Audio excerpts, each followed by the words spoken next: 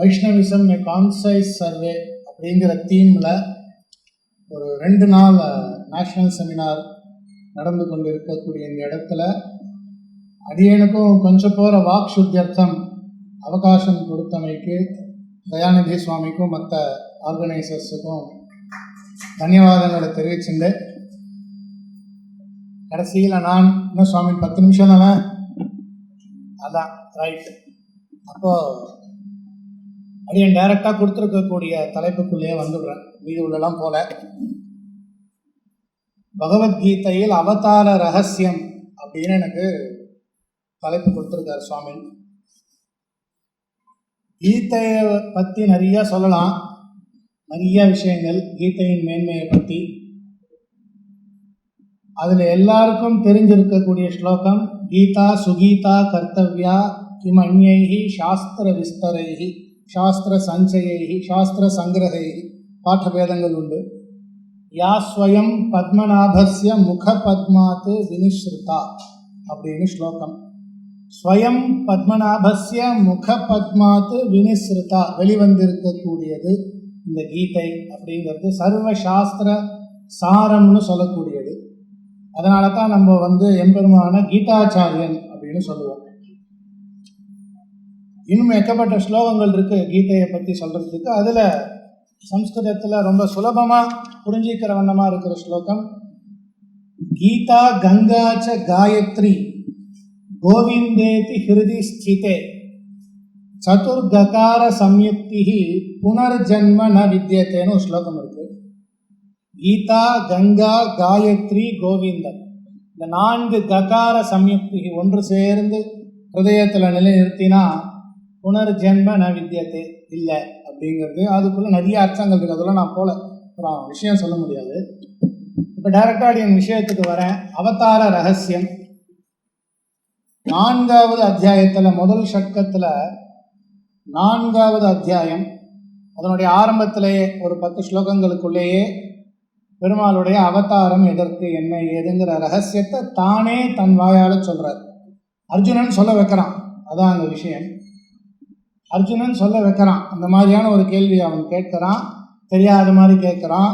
பார்க்கலாம், சொல்ல வைக்கிறான் அவன். எப்படி ஆரம்பிக்கிறது? 4வது அத்தியாயம். 3வது அத்தியாயம் கர்மயோகம்னு பெயர், 4வது அத்தியாயத்துக்கு ஞான யோகம்னு பெயர். இது நமக்கு தெரியும், இது மேலாக இருக்கிறது.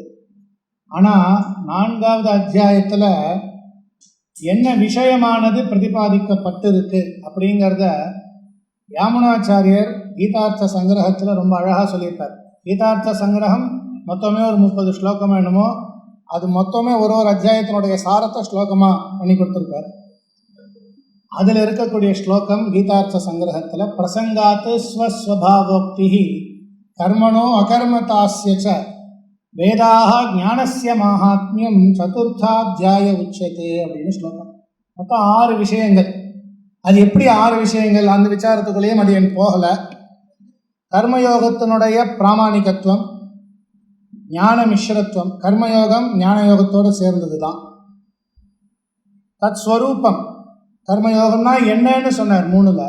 அது எப்படி, என்ன மாதிரியானது, எப்படி அனுஷ்டிக்கணும், என்ன மாதிரி விஷயம், ஞானத்தோடு சேர்த்தா இல்லையா, இந்த விவாதங்கள். தத் வைவித்தியம், அதனுடைய பேதங்கள். ஞானாம்சஸ்ய பிராதானியம் கர்மயோகத்தில், அது ரொம்ப முக்கியம். அப்புறம் இதெல்லாம் போகத்தான் பிரசங்காத்து பகவத் அவதாரம். பகவத் அவதாரம் அங்கே மெயின் இல்லை. அதனால்தான் யாமுனாச்சாரியர் ஆரம்பிக்கும் போதே பிரசங்காத்து ஸ்வஸ்வபாவோக்தி, அது மட்டும்தான் பகவத் அவதார விஷயம். மீதியெல்லாம் அதில் அத்தியாயத்தினுடைய விஷயங்கள். இப்போ எப்படி, என்ன மாதிரி அத்தியாயம் ஆரம்பிக்கிறதுன்னு நம்ம முதல்ல பார்க்கணும். 4வது அத்தியாயம் ஸ்ரீ பகவானுவாச்சன்னு ஆரம்பிக்கிறது. பெருமாள் தான் சொல்கிறார். என்ன சொல்கிறார்? இமம் விவஸ்வதே யோகம் ப்ரோக்தவானஹம் அவ்யயம் விவஸ்வான் மனவே பிராஹ மனுரிக்ஷ்வாகவே ப்ரவீத் ஏவம் பரம்பரா பிராப்தம் இமம் ராஜரிஷயோ விதுஹு சகாலேனேஹ மஹதா யோகோ நஷ்டஃ பரந்தப சயே வாயம் மயா தேத்ய யோகஃ ப்ரோக்தஃ புராதனஹ பக்தோசி மே சகா சேதி ரகசியம் ஹேததுத்தமம்னு இருக்கு. இதுதான் ஆரம்பம். பகவான் சொல்றார், 3 ஸ்லோகங்கள் சொல்றார். இமம் விவஸ்வதே யோகம். அங்க முதல்ல யோகம் அப்படிங்கிறதுக்கு கர்ம யோகம்னு அர்த்தம். இத முதல்ல அகம் அப்படின்னு அங்க பதப்பிரயோகம், நான். விவஸ்வதே அப்படின்னா விவஸ்வானுக்கு, சூரியனுக்கு இதை முதல்ல நான் சொன்னேன். புரோக்தவான் அகம் அவ்யயம், நான் இதை முதல்ல அவனுக்கு சொன்னேன். எதை? கர்மயோகத்தை. அப்புறம் விவஸ்வான் மனவே, மனுவுக்கு சொன்னார். மனுஹு இக்ஷ்வாகவே அப்படிங்கிற ஒரு பரம்பரையில் கண்டினியூட்டியாக தொடர்ந்து வந்துட்டு இருக்கக்கூடியது. ஏவம் பரம்பரா பிராப்தம் இது அப்படிங்கிறது. இந்த பரம்பரான்ற சப்த பிரயோகம் வந்தாலே எந்த விச்சித்தியும் இல்லாமல் தொடர்ந்து வர்றதுன்னு அர்த்தம். நஷ்டமாகலன்னு அர்த்தம். ஏன்னா ஸ்லோகத்தில் நஷ்டாகான்னு பதப்பிரயோகம் இருக்குது. அதுக்கு எக்கச்சக்க அர்த்தம், 2-3 அர்த்தம் அது என் சொல்கிறேங்க. பரம்பரான்னு சப்த பிரயோகம் எப்படி? பெருமாள் விவஸ்வானுக்கு சொன்னார், விவஸ்வான் மனுவுக்கு, மனு இக்ஷ்வாவுக்கு, அப்படி அது பரம்பரையாக வந்தது. அப்படி பரம்பரையாக வந்ததை யாரெல்லாம் தெரிஞ்சுட்டாங்கிறதையும் மென்ஷன் பண்ணார். ராஜரிஷயா அப்படின்னு அதற்கு பாஷ்யத்தில் யார் யாருன்னு மென்ஷன் பண்ணியிருக்கார் பாஷ்யக்காரர். அம்பரீஷ அஸ்வபதி ஜனக பிரபுத்தயான்னு இருக்கு. அம்பரீஷர், அஸ்வபதி, ஜனகர் அப்படிங்கிற ராஜரிஷிகளுக்கு இது நல்லா தெரியும். அப்படி ஒரு பரம்பரையில் வந்திருக்கக்கூடியது இந்த கர்மயோகமானது அப்படின்னு சொல்லியிருக்காரு. சொல்லிட்டாங்க என்ன இருக்கு? ச காலேன இஹ மகதா யோகா நஷ்டா பரம் தப்ப. ஏ அர்ஜுனா, அப்படி மகதா காலேன நஷ்டா அயம் யோகா அப்படின்னு அதுக்கு அன்வயம். நஷ்டா அப்படின்னா அழிஞ்சு போச்சுன்னு அர்த்தம். ஆக்சுவலி நீங்கள் சம்ஸ்கிருத டிக்ஷனரி எடுத்து பார்த்தீங்கன்னா போட்டுரும், அழிஞ்சு போச்சு, டெஸ்ட்ராய் அப்படின்னு இருக்கும். அப்போ இங்கே டெஸ்ட்ராய்னு சொல்லிட்டா, நஷ்டாகாங்கிறதுக்கு அழிஞ்சு போச்சு அப்படின்னு அர்த்தம் சொல்லிட்டா, நீங்கள் மேலாக பகவத்கீதைக்கு அர்த்தம் சொன்னால் இப்படி தான் சொல்லுவா. அப்போ நஷ்டாகான அழிஞ்சு போச்சுன்னு அர்த்தம் சொல்லிட்டா, அடுத்த ஸ்லோகால பதம் இருக்கு பாருங்க, புரோக்தகா புராதனகான் இருக்கு. அப்போ நஷ்டாகானா அழிஞ்சு போச்சு, ஆனால் இதை நான் சொன்னேன் புராதனமானது. அப்போ எப்படி அர்த்தம் ஒட்டி வரும்? அப்போ அழிஞ்சு போச்சுன்னு அர்த்தம் இல்லை. அதுக்குதான் பாஷ்யக்காரர் பாஷ்யத்தில் வினஷ்ட பிராயா அப்படின்னு வியாக்கியானம் பண்ணியிருக்காரு. அழிஞ்சு போன மாதிரி, அழிஞ்சு போல, மொத்தமாக நசிஞ்சு போல, மொத்தமாக நசிஞ்சு போயிருதுன்னு அர்த்தம் சொன்னால் அதில் நிறைய பிரச்சனை. எதிரியே பீஷ்மர், அக்ரூரெல்லாம் இருக்கு, அவால கர்மயோகிகள். அப்போ மொத்தமாக அழிஞ்சு போனால் அவால கர்மயோகின்னு எப்படி சொல்ல முடியும்? அப்போ நஷ்டஹா அப்படின்னா வினஷ்டஹா அழிஞ்சு போச்சுன்னு அர்த்தம் இல்லை, வினஷ்ட பிராயா. எப்படி அப்படின்னா அதையும் பாஷ்யக்காரரை கொடுத்துருக்காரு பாஷ்யத்தில். மகதா காலேனன் இருக்கு இல்லையா, ரொம்ப நாளா புத்தி சக்தி அனுஷ்டான பல அபச்சரியேன உபச்சய அபச்சய அப்படின்னா நம்ம சூத்திரங்கள் நம்ம கேள்விப்பட்டிருக்கோம் இல்லையா. ஆனந்தாதயாக பிரதானஸ்ய பிரிய சிரஸ்துவாதி அப்பிராப்தி உபச்சய அபச்சயோ ஹி பேதே. உபச்சய அபச்சயம்னா, உபச்சயம்னா வளர்றது, அபச்சயம்னா குறையிறதுன்னு அர்த்தம். புத்தி சக்தி அனுஷ்டான அபச்சய பலாத் அப்படின்னு வியாக்கியானம். நஷ்டா மகதா காலேன, ரொம்ப நாளாக அது அப்படியே நான் சொன்னேன் வந்துட்டே இருந்தது, ஃபுல்லாக ஸ்ப்ரெட் ஆச்சு. அப்புறம் அது படி அனுஷ்டிக்கிறவா 10 பேர் ஆனால் 2 பேர்னா ஒருத்தர் ஆகிட்டான். இப்போ கவுண்டபிள் யார் யாருக்கு தெரியும்னு சொல்லிடலாம்.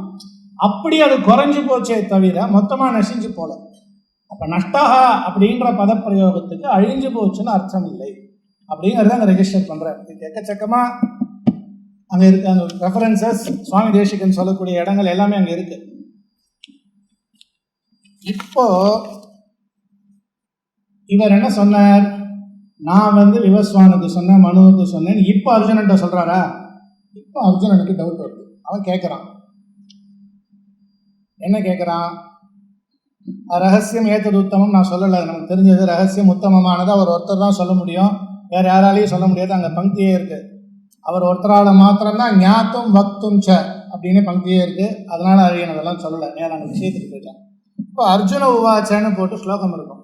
அவன் கேட்குறான், அவரம் பவதோ ஜன்ம பரம் ஜன்ம விவஸ்வதா கதமேதத்விஜானியாம் ஹிமாதௌ புரோக்தவானிதி. அவன் கேட்குறான், ஏன்பா கிருஷ்ணா, பவதா ஜன்ம அவரம். அவரம் அப்படின்னா 1 2 3 அந்த கவுண்ட்ல சொல்லும்போது கீழே, அதாவது எங்களோட நீ இப்போ பிறந்திருக்க, நவ் அட் பிரசன்ட். தேச கால சங்கியா அவரம்னு வியாக்கியானம் பாஷ்யம். தேசம் காலம் சங்கியா. விவஸ்வான்லாம் எப்பயோ இருந்தார், பரம் முன்னாடி எப்பயோ, நீ இப்போ எங்களோட. நீ எப்படி விவஸ்வானுக்கு சொல்லியிருக்க முடியும்? பரம் ஜென்ம விவஸ்வதா கதம் ஏதத்து அப்படின்னு நான் தெரிஞ்சுக்கணும். நீ இதை எப்படி ஆதவ் புரோக்தவான்னு நான் தெரிஞ்சுக்கணும், எனக்கு சொல்லு அப்படின்னு அவன் கேட்குறான். இந்த பாஷ்யக்காரர் பங்கியை நீங்கள் பாஷ்யம் பார்த்தா தெரியும். கீழே சுவாமி தேசிகனுடைய தாத்பரிய சந்திரிக்கை ரொம்ப அழகாக இருக்கும். உத்தமர் சுவாமி ரசவாதம்னு சொல்லிட்டு டிப்பணி எழுதியிருக்கார். இப்போ இங்கே என்ன கேட்குறா அப்படின்னா, அர்ஜுனனுக்கு தெரியாதா கிருஷ்ணர் சர்வ சக்திமான், அவர் தான் பரமாத்மா, சர்வஜன் அப்படின்லாம் தெரியாதா? தெரியும். சரி, இப்போ முன்ஜென்ம ஸ்மரணம், முன்ஜென்மத்தில் சொன்னதாக தானே இருக்கலாமே, அப்படியே தான் நினச்சிட்டு அதை இப்போ திரும்ப ரிகலெக்ட் பண்ணி அவர் சொல்கிறார் அப்படின்னு நினச்சிக்கலாமா அப்படின்னா, அதற்கும் கீழே தாத்பரிய சந்திரிகையில் சுவாமி தேசிகன் சாதிக்கிறார். ஜாத்திம் ஸ்மரதி பௌர்விகீம் அப்படின்னு மனுஸ்மிருதி. அதாவது என்னன்னா, சாமான்யமாக நம்மள மாதிரி இருக்கக்கூடிய கர்மவசியால் இருக்கக்கூடியவளாலேயே சில பேரால் முன் ஜென்மத்தில் நடந்த விஷயத்தை ரீகலெக்ட் பண்ண முடியும். It's possible. அவள் பண்ணி நான் இந்த ஜென்மத்தில் இதுவாக இருந்தேன்னா நமக்கு புராணங்களில் நிறைய கதைகள் இருக்குது. இந்த ஜென்மாவில் இதுவாக இருந்த, அதனால் இப்போ இப்படி இருக்க, உனக்கு இவாளால் சாப்ப விமோசனம், எவ்வளவோ கதைகள். அப்போ கர்மவசியால் இருக்கக்கூடிய நமக்கே முன்ஜென்ம ஸ்மரணம் அப்படிங்கிறது வரும். It's possible. சுவாமி தேசிகன் அழகாக கொடுத்துருக்கார் தாத்பரிய சந்திரிகையில். அனுபவேன சம்ஸ்காரே பிராகேவ நிஷ்பன்னேன்னு பங்கி. அதில் வரும்பொழுது யதா பிரதம ஸ்தன்யபானே ஸ்தன்யஸ்ய பிபாசா சாந்தி ஹேத்துத்வ ஸ்மிருதௌ இதி பாவா. அது குழந்தைக்கு. அங்கே ஸ்மிருதியில் வித்தியாசம். குழந்தைக்கு அந்த தாகம் எடுக்கிறது ஃபர்ஸ்ட் டைம் ஸ்தன்யபானம் பண்ணும்பொழுது தாக சாந்தி ஏற்படுறது, அழுகையை நிறுத்துறது. இது யார் சொல்லி கொடுத்தா? சரி, அது குழந்தைக்கு அப்படி சொல்லலாம், ஸ்மிருதி, ரைட். மகதாம் அந்நேஷாம் அப்படி ஸ்மிருதி. அது எப்படின்னா, பதஞ்சலி யோக சூத்திரத்தில் அஷ்டாங்க யோகம் நமக்கு தெரியும் இல்லையா, கேள்விப்பட்டிருப்போம். யம நியம ஆசன பிராணாயாம பிரத்யாகார தாரணா தியான சமாதி அப்படின்னு. அதில் யமன்னு முதல்ல இருக்கு. அதுக்கு டெஃபினிஷன் சூத்திரம் இருக்கு. அஹிம்சா சத்திய அஸ்தேய பிரம்மச்சரிய அபரிகிரகா யமான்னு. அதில் அபரிகிரகம் அப்படின்னா மச்சவா பேல இருக்கக்கூடிய இதெல்லாம் ஆசைப்படாமல் இருக்கிறதுன்னு அர்த்தம். அதுக்கு டெஃபினிஷன் சொல்லும்போது அபரிகிரக ஸ்தைரியே ஜென்மகதம் தா சம்போதான்னு சூத்திரம். அபரிகிரகத்தை அவன் ப்ராப்பராக பண்ணானே ஆகில் ஜென்ம கதம் தா சம்போதா, அவனுக்கு முன் ஜென்மம் அதுக்கு முன்னாடி நடந்ததெல்லாம் என்னங்கிறதுனுடைய ரிமெம்பரன்ஸ் வருமா, இவன் ஏபிள் டு ரிமெம்பர் இட், அதை அவன் சொல்ல முடியும் அவனாலன்னு சூத்திரம் இருக்கு. அப்போ மகதாம் அந்நேஷாம் கர்மவசியானாம் அப்பி அப்படின்னு நாங்கள் அர்த்தம். அவளால் கூட முன்ஜென்ம ஸ்மரணம் சொல்ல முடியும். பெருமாளுக்கு முன்ஜென்ம ஸ்மரணத்தினால தான் சொன்னார்னு சாதாரணமாக சொல்லிட முடியாது இல்லையா? அப்போ பெருமாளுக்கு சொல்லும்போது எப்படி சொல்லணும்? ஈஸ்வரஸ்யது பிராச்சீன விற்த்தாந்த கோச்சரா சாட்சாத்காரா ஸ்மிருதி இது உபச்சரியத்தேன்னு. எப்பயோ நடந்ததை எந்த டைமில் எப்படி நீ என்னவா இருந்த என்ன பண்ண மினிட் முதற்கொண்டு சொல்ல முடியும். அதான் அவருக்கு சர்வஜ்ஞம். இதெல்லாம் இப்போ அர்ஜுனனுக்கு தெரியாதா சுவாமி அப்படின்னா, அர்ஜுனனுக்கு நல்லா தெரியும். அப்போ அவன் இந்த கேள்வி கேட்டான், எதுக்காக பிறந்தார் என்ன எதுன்னு தெரிஞ்சுக்கணுங்கிறதுக்காக கேட்டான். அர்ஜுனனுக்கு தெரியும்னு எப்படி சொல்றேன்? அதுக்கும் பிரமாணங்கள்.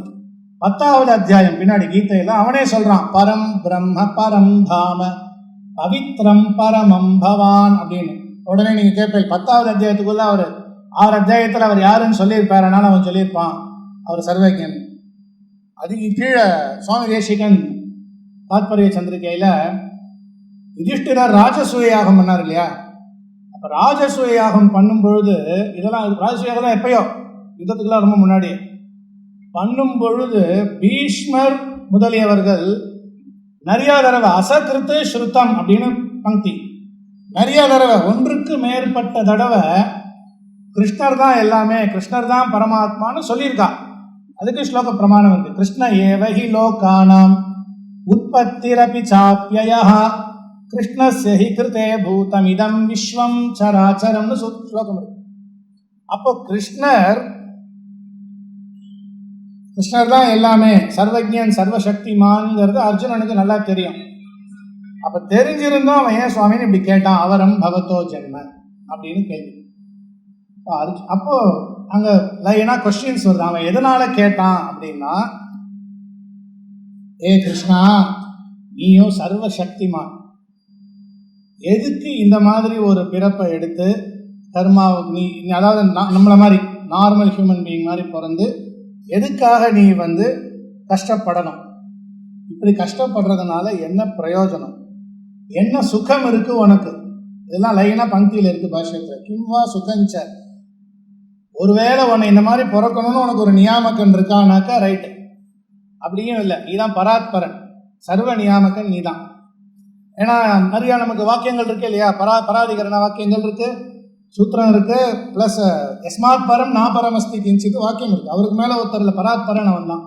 அப்போ உன்னை நியமிக்கிறவனும் ஒருத்தன் இல்லை, ரைட்டு. அது மாதிரி நிறைய கொஸ்டின்ஸ் வைக்கிறான் அர்ஜுனன்.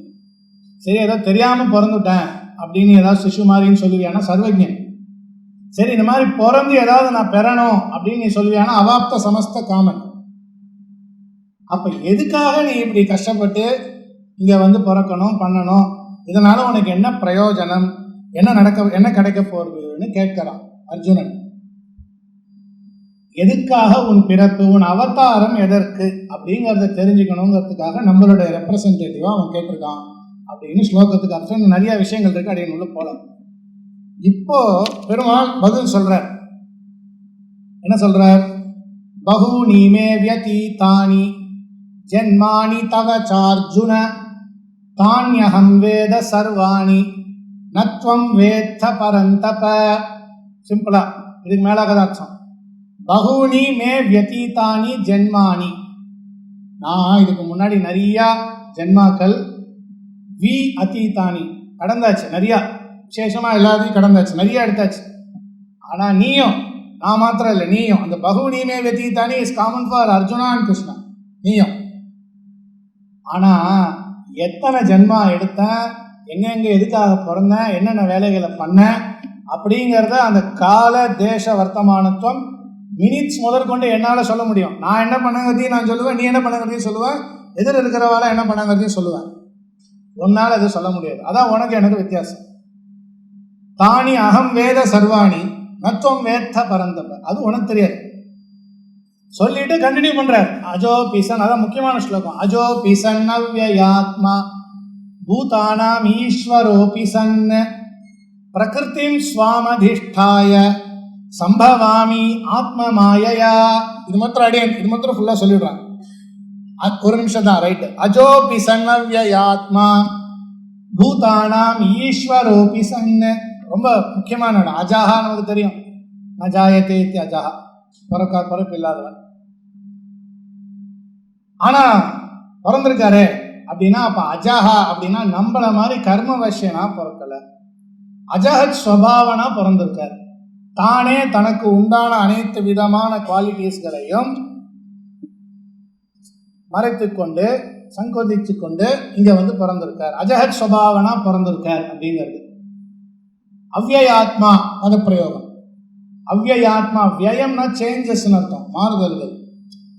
முக்தன் கிட்ட இருந்து வேறுபட்டு சொல்லணும். முக்தனுக்கு சங்குச்சித ஞானம் உண்டு, பெருமாளுக்கு அது கிடையாது. அதனால முக்தன் கிட்ட இருந்து வியாவிருத்தி, அதனால அவ்யயாத்மா பதப்பிரயோகம். பூதானாம் ஈஸ்வரஹா, பூத சப்தத்துக்கு நீங்க செல்வம்னு வச்சுக்கோங்க, அனைத்து விதமான செல்வங்களும் வந்துட்டு இருக்கு. பூத சப்தத்துக்கு குணங்கள்னு வச்சுக்கோங்க, அனைத்து விதமான குணங்களுக்கும் ஸ்டார்டிங் பிளேஸ். பூத சப்தத்துக்கு பூத்தங்கள்னு வச்சுக்கோங்க, அவர் தான் பூத்தங்களுக்கெல்லாம் தலைவன். எப்படி வேணா அர்த்தம் வச்சுக்கலாம். பூத்தங்களுக்கெல்லாம் தலைவன் நமக்கு இருக்கு, ஸ்ருதி வாக்கியம் பிரமாணம். எல்லாம் பயந்துட்டு வேலை பார்த்தான்னு இருக்கு இல்லையா. பீஷா ஸ்மாத் வாத்தப் பவதே பீஷோதே திசூரியான் இருக்கு. அப்போ பூத்தானாம் ஈஸ்வரஹா. அப்போ விசேஷமா ஈஸ்வர சப்த பிரயோகம் எதற்குன்னா நித்தியர்களிடமிருந்து வியாவிருத்தி, நித்தியர்களிடமிருந்து வியாவிருத்தி, அதுக்காக ஈஸ்வர சப்த பிரயோகம். அப்புறம் பிரகிருதிம் ஸ்வாம் அதிஷ்டாய, இதுக்கு அவர் வந்து தன்னுடைய எதையும் குறைச்சிக்காம வந்திருக்கார். அதாவது குறைச்சுண்டு வாண்டடா வேணும் அப்படிங்கிறதுக்காகவே நான் இந்த மாதிரி வந்திருக்கேன், குறைச்சுண்டு அப்படிங்கிறதுக்கு நிறைய நமக்கு பிரமாணங்கள் இருக்கு.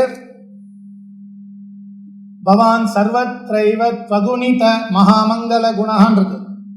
இது எங்க இருக்குன்னாக்கா வரதராஜஸ்தவத்தில் இருக்கு. சர்வத்ரைவன் பதப்பிரயோகம், எல்லா இடங்கள்லேயும். அகுணித மகாமங்கல குணஹா, அகுணிதனா இவ்வளவுதான் கவுண்ட் பண்ண முடியாத அளவுக்கு அனைத்து விதமான குணங்களையும் தன்னிடத்தை கொண்டவன், அப்பேற்பட்டவன். ஆனாலும் நான் இது பண்ணிட்டு வந்திருக்கேன் அப்படின்னு. ரெண்டாவது லைனுக்கு தான் முக்கியமான அர்த்தங்கள். பிரகிருதியும் ஸ்வாம் அதிஷ்டாய, இந்த இடத்துல பிரகிருதி சப்தத்துக்கு என்ன அர்த்தம்? ஏன்னா பின்னாடி பிரகிருதியும் ஸ்வாம் அவஷ்டப்தேன்னு வரப்போகுது. அப்போ அங்கே பிரகிருதி சப்தத்துக்கு திரிகுணாத்மிகா பிரகிருத்தின்னு அர்த்தம். பிரபஞ்சம்னு அர்த்தம், முக்குணங்களால் சூழப்பட்ட பிரபஞ்சம்னு அர்த்தம். அப்போ இங்கேயே அதான் அர்த்தமா சுவாமின்னா இல்லை. இந்த இடத்துல பிரகிருதி சப்தத்துக்கு ஸ்வபாவம்னு அர்த்தம். எப்படி சுவாமின்னு சொல்றேன்? நிகண்டு வச்சனம் பிரமாணம். சுவாமி தேசிகன் தாத்பரிய சந்திரிகையில காமிச்சிருக்கார். பிரகிருதி பஞ்சபூதேஷு ஸ்வபாவே மூல காரணேன்னு இருக்கு. பிரகிருதி சப்தம் இந்த அர்த்தங்கள்ல உபயோகம் பண்ணப்படலாம். இந்த இடத்துல ஸ்வபாவார்த்தத்துல உபயோகம் பண்ணப்பட்டிருக்கு, நேச்சரா பிரகிருதி. அப்ப திரும்ப ஏன் சுவாமி ஸ்வாம் அப்படின்னு பதப்பிரயோகம் அப்படின்னா, பிரகிருதியும் ஸ்வாம் அவஷ்டப்யன்ற இடத்துல ஸ்வசப்தத்தினால ஜீவனை குறிக்கிறார்.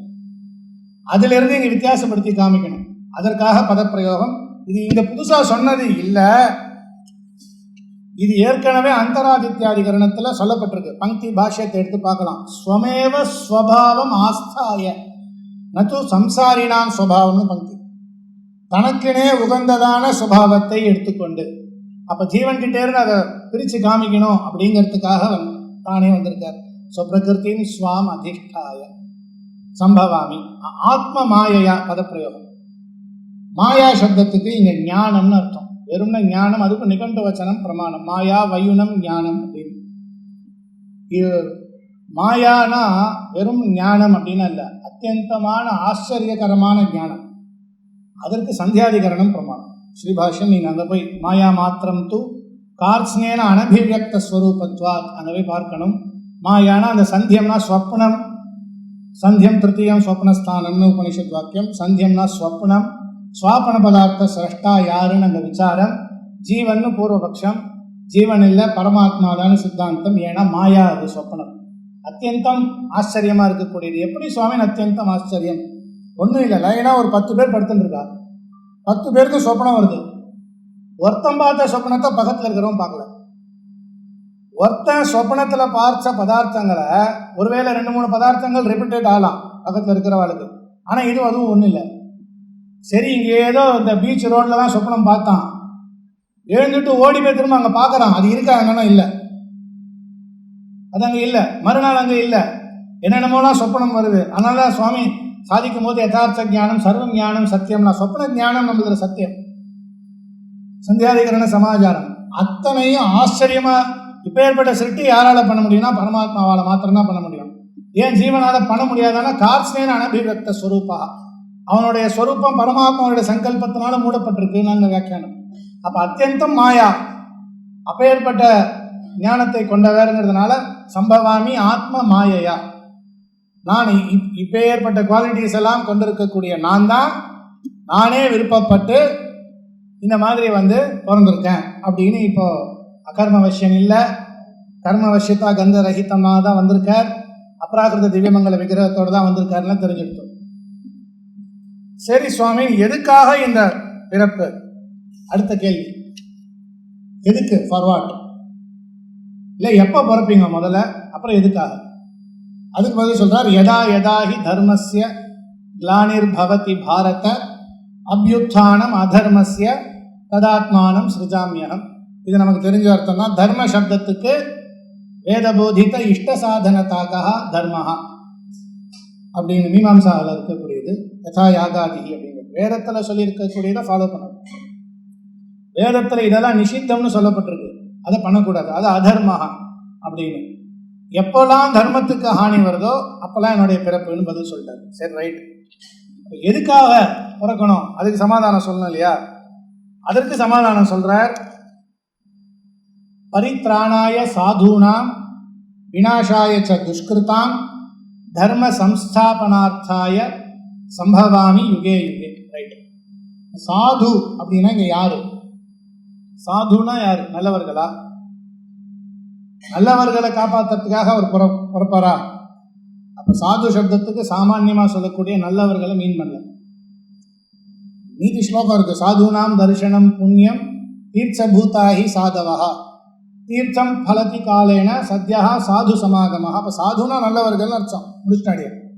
அது இல்லை. அப்ப சாதுனா யாரு அப்படின்னா என்னையே உபாசிக்கக்கூடியவர்களா?